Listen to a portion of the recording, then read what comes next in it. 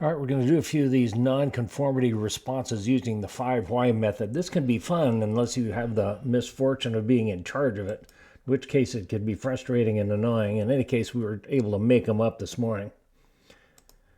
Problem statement: no training records for Roberto. You do the investigation, find out the trainer didn't do the training because the trainer forgot. So why did that happen?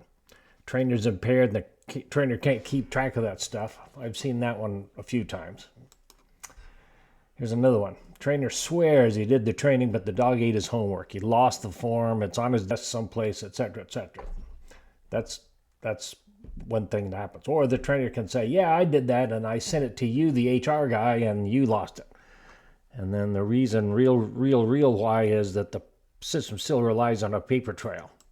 Here's another one. Trainer blew it off. Why? The trainer's the boss's son and didn't feel like doing it. Why? It's because there's lack of accountability. You don't necessarily want to say that depending on what kind of business it is. Here's another one. Trainer didn't do the training. Trainer states he didn't have time. Well, there might be a trainer workload issue that you're not aware of, or the trainer time management issue.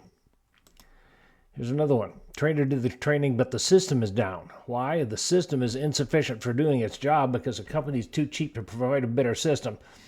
I advise you to don't go that one extra step and blame the company on everything. Everybody's resource limited, and you have to use judgment as to how much of this to say. But the point being that there are some workarounds that you can do without getting into trouble. Be careful of how you do this. Here's another one. No process for checking these records and nagging the supervisors, and so then the inspection process isn't effective. Usually what happens is that the HR person, whoever it is, goes through all these at some point during the year, usually during the internal audit, and find out who does and doesn't have training records. And that's like checking quality into the system is probably not the best way to do it.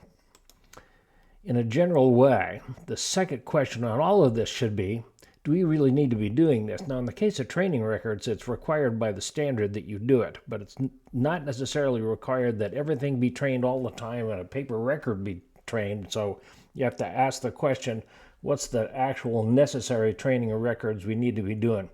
Anyway, we can go on all day like this. So the next step is going to be considering how to fix some of these things. Thanks for watching.